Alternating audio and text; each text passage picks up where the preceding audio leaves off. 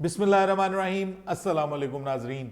मैं हूं बाबर हयात और आप देख रहे हैं 24/7 उर्दू न्यूज़ पर बाबर हयात शो। नाजरीन, ऑस्ट्रेलिया की टीम ने एशेज सीरीज जीतने के बाद एक ऐसा बड़ा काम किया है, ज़बरदस्त काम किया है कि जिसने billions and billions of Muslims के दिल जीत लिए हैं, मुसलमानों के दिल जीत लिए हैं। और ना सिर्फ मुसलमानों के बल्कि ख़ास तौर पे जो हमारे पाकिस्तानी मुसलमान हैं उनके तो बड़े ज़बरदस्त तरीके से दिल जीते हैं। क्या ज़बरदस्त काम किया है।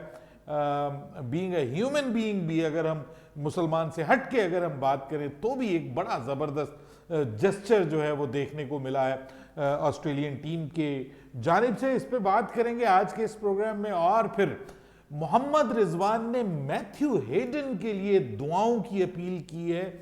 आखिर क्या है ऐसा, क्या मैथ्यू हेडन जो हैं वो क्या उनके हवाले से कोई मुसलमानों को अच्छी खबर मिलने वाली है, ये भी हमारा आज का मौजू होगा। और फिर मौजू होगा कि बाबर आजम जो हैं वो सरफराज अहमद की तारीफें कर रहे हैं, गुन गा रहे हैं। दूसरी जानिब रमीज राजा ने भी सरफराज अहमद की बहुत ज़्यादा तारीफ कर दी है, जबकि दूसरी जानिब उनकी छुट्टी की खबरें आ रही हैं, लेकिन यहाँ तो तारीफें हो रही हैं। क्या कहा गया है सरफराज अहमद के हवाले से इन दो बड़ों की जानिब से, इन तमाम मौज़ूआत पर गुफ्तगू करेंगे। लेकिन आगे बढ़ने से पहले आपसे गुजारिश कि अगर आप हमारे नए व्यूअर हैं तो प्लीज़ हमारे इस चैनल को सब्सक्राइब कर दीजिए और बेल आइकन को पुश करना मत भूलिएगा।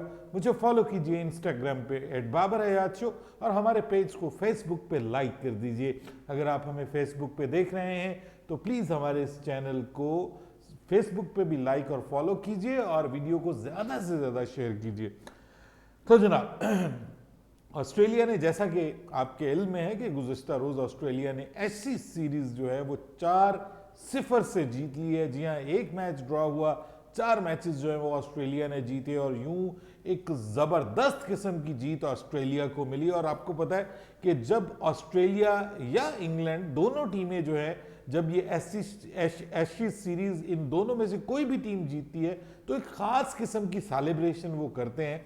जो शैम्पेन जो है, एक शराब की किस्म है, बड़ी महंगी किस्म की, वो उसके साथ बेसिकली आपके इल्म में होगा कि वो उसको खोलते हैं तो वो ऐसे जिसको आप कहते हैं कि फवारे की तरह वो निकलती है प्रेशर के साथ, जैसे कोक वगैरह हम पीते हैं और बाज़-औक़ात उसमें से गैस भर जाए तो ऐसे निकलती है। इसी तरह बिल्कुल वो उसको ऐसे हिला के और ऐसे निकालते हैं उसको, और उसको आप फवारा बाकायदा उसको फिर वो इंजॉय करते हैं, सेलिब्रेट करते हैं। सो ये बेसिकली ये नॉर्मल है उनकी ट्रॉफी के साथ सेलिब्रेशन, जो एशेज की ट्रॉफी है। अब मसला ये हुआ कि गुज़िश्ता रोज़ जब ये मैच ख़त्म हो गया और मैच ख़त्म होने के बाद ट्रॉफी के साथ जब फोटो सेशन का मामला आया तो जो पैट कमिंस हैं, ऑस्ट्रेलवी कप्तान, रियल मीनिंग्स में असल में ऑस्ट्रेलवी कप्तान ने दिल जीते हैं, पैट कमिंस ने दिल जीते हैं।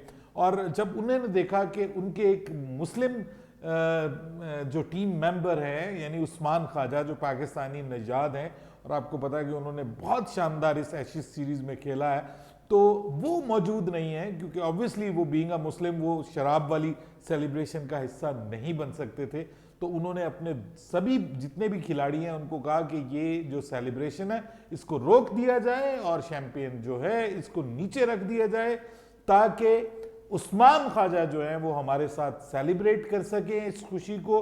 और वो जो मतलब जो पिक्चर बननी है, एक फोटो बननी है, ग्रुप फोटो जो होती है, वो उसमें मतलब उसका वो भी हिस्सा बन सके। देखिए ये को अगर हम इसको उस हिसाब से देखें तो कोई बहुत बड़ी बात नहीं है, लेकिन देखिए बाज़-औक़ात छोटी छोटी बातें जो होती हैं वो असल में ऐसे जेस्चर्स बन जाती हैं कि जो दिल जीत लेते हैं। तो पैट कमिंस का ये जो जेस्चर है उसने ना सिर्फ उस्मान ख्वाजा का दिल जीता, उस्मान ख्वाजा आकर के उन्होंने फिर उस सेलिब्रेशन का वो हिस्सा बने और फिर वो उनकी जो पिक्चर है वो भी फोटोशूट वो भी उसका भी हिस्सा बने। और फिर उन्होंने बाद में सोशल मीडिया पे इस चीज़ का बाकायदा उन्होंने शुक्रिया अदा किया और उन्होंने कहा कि देखिए आप लोग जब ये चीज़ जो आप देख रहे हैं इससे आपको लगता नहीं है कि मेरी टीम जो है वो मुझे सपोर्ट करती है। और मुझे बैक करती है, और अगर ऐसा नहीं है तो फिर ये क्या है। मतलब उन्होंने सवाल पूछा कि अगर ऐसा नहीं है तो फिर ये क्या है। यानी क्या कमाल की चीज है। देखिए, एक मान्यूट इसको ऑब्जर्वेशन कहते हैं, और देखना कि आपकी टीम के एक अहम रुकन जो है वो आपके साथ इस सेलिब्रेशन का हिस्सा नहीं बन रहे, उनको बनाने के लिए, हिस्सा बनाने के लिए अपनी सेलिब्रेशन को उनकी मर्जी के मुताबिक कर देना, ये बहुत बड़ी बात है। ये बहुत बड़ा गुडविल जेस्चर हमें देखने को मिला है पैट कमिंस की तरफ से, टीम ऑस्ट्रेलिया की तरफ से, और सभी लोगों ने जो है वो इसको किया। और इस वक्त सोशल मीडिया पे इसकी धूम मची हुई है, और पाकिस्तानी क्रिकेट फैंस खुश हैं इस बात से कि देखिए ये कितना अच्छा एक अमल है और इसको फॉलो करना चाहिए। देखिए, रिस्पेक्ट बहुत ज़रूरी है, और आपके जो भी अकीदे हैं उनकी रिस्पेक्ट बहुत ज़रूरी है ड्यूरिंग द गेम, क्योंकि ये इट्स अ जेंटलमैन्स गेम, और ये तो है ही शरीफ लोगों का खेल। तो इसमें अगर इस तरह का काम आ जाए तो और ज़्यादा अच्छा लगता है। So well done ji Pat Cummins, I really appreciate you and your team as well, the whole team.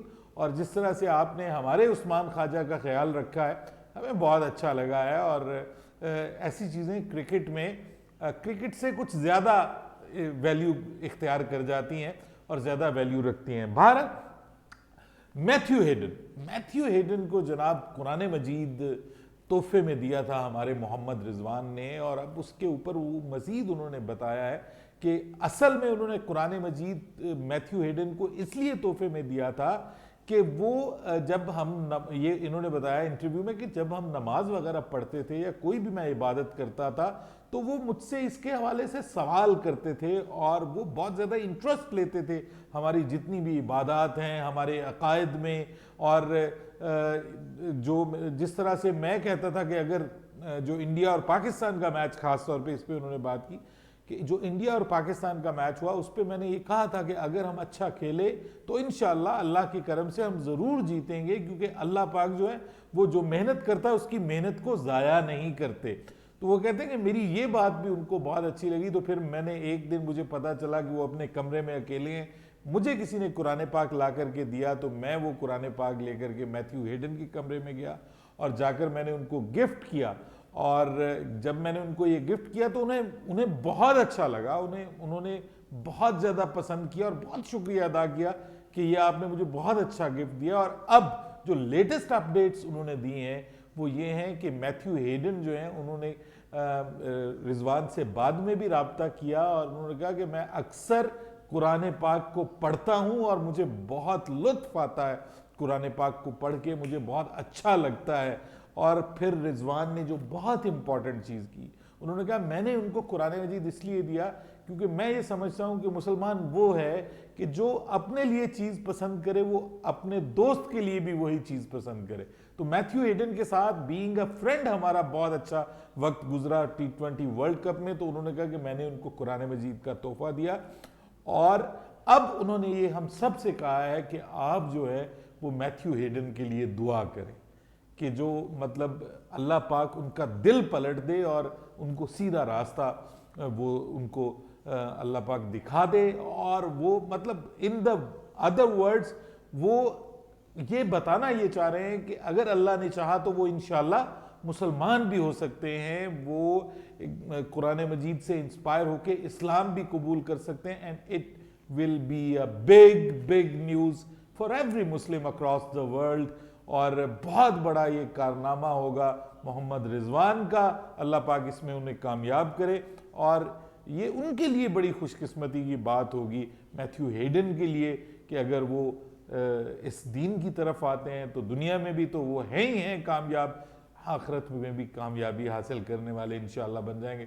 मेरी दुआ है जी, आप भी दुआ कीजिए मैथ्यू हेडन के लिए। मोहम्मद रिजवान ने कहा है कि आप उनके हक में दुआ करें, अल्लाह पाक इंशाअल्लाह उनके लिए बेहतर करेंगे और ज़बरदस्त करेंगे इंशाअल्लाह। बहरहाल जनाब, बाबर आजम और रमीज़ राजा, इन दोनों ने बहुत तारीफ की है सरफराज अहमद की। सरफराज अहमद के बारे में बाबर आजम ने ये कहा है कि जब वो बहुत मुश्किल में फंस जाते हैं और बतौर कप्तान उनको कुछ समझ नहीं आ रही होती तो तब वो सरफराज अहमद के पास जाते हैं, क्योंकि सरफराज के पास बहुत ज़्यादा तजुर्बा है ऑन द फील्ड वो कहते हैं कि वो नॉर्मली मशवरा जो है वो रिजवान और शादाब के साथ करते हैं, लेकिन अगर कुछ ज्यादा टेढ़ा मामला हो जाए तो अगर ग्राउंड में शोएब मलिक हो तो उनसे बात करते हैं, नहीं तो इनसे भी ना संभले तो फिर वो कहते हैं कि फिर मैं बात करता हूँ सरफराज अहमद से, कि जिनका बहुत तजुर्बा है कप्तानी का, उन्होंने बहुत सारे टफ मैचेस खेले हुए हैं और वो मुझे बहुत सपोर्ट करते हैं। यार क्या बात है, दिस इज समथिंग जो कि हम मिस कर रहे थे पाकिस्तानी टीम में। एक दूसरे की रिस्पेक्ट, इज्जत, एक दूसरे का मान रखना और उसको अप्रिशिएट करना, ये चीजें पाकिस्तान क्रिकेट में नहीं थी। हम तो एक दूसरे को घूर घूर के देखने वाले मतलब क्रिकेट बोर्ड भी और क्रिकेट के खिलाड़ी भी और कप्तान खिलाड़ियों के साथ, तो ये सब कुछ नहीं होता था जो अब मेरे ख्याल में रमीज राजा के आने से हुआ। और रमीज राजा ने बाबर आजम की भी तारीफ की। उन्होंने कहा जो सब कुछ पाकिस्तानी टीम में जो इंप्रूवमेंट आई है उसकी बुनियादी वजह बाबर आजम है, क्योंकि बाबर आजम ने बतौर एक लीडर के बहुत शानदार लीड किया है पाकिस्तानी टीम को, और उनकी जो लीडरशिप है उसमें बहुत ज्यादा इंप्रूवमेंट आई है। No doubt, no doubt. जब आप किसी पे भरोसा करते हैं ना, तो जो अच्छा बंदा होता है बहुत मुश्किल है उसके लिए कि वो उस भरोसे को तोड़े, और वो उस भरोसे पे पूरा उतरने के लिए पूरी कोशिश करता है। And this is what have done by Babar Azam, और बाबर आजम ने ये सब कुछ किया। रमीज राजा ने भी सरफराज अहमद के बारे में बात की कि आपको बतौर एक रिजर्व खिलाड़ी लेकर के जाना और फिर आपका बाहर बैठे रहना, वो बंदा के जो एक वक्त में पाकिस्तानी टीम का कप्तान था, यानी सब कुछ था, उसके लिए इस तरह से कौम के लिए और टीम के लिए कुर्बानी देना, ये बहुत बड़ी बात है। इस पे जो है वो सरफराज अहमद को जितना अप्रिशिएट किया जाए वो कम है। बात वाकई दुरुस्त है उनकी कि सरफराज अहमद के लिए ये बहुत मुश्किल काम था, और इवन वो बेचारे पानी भी पिलाते हुए नजर आए, लेकिन ये हिम्मत और हौसला उनके अंदर मौजूद है, और मुमकिन है कि उनकी ये मेहनत, उनकी ये हिम्मत, उनका ये हौसला उनके दोबारा काम आए, और फिर वो जैसे वो चाह रहे हैं कि पीएसएल में अच्छी परफॉर्मेंस देके वो क्रिकेट में वापस आ जाएंगे इंशाल्लाह, तो मुमकिन है वो वापस आ जाए। Everything is possible. अपनी राय दीजिएगा कमेंट सेक्शन में, दुआ में याद रखिएगा। अल्लाह हाफिज।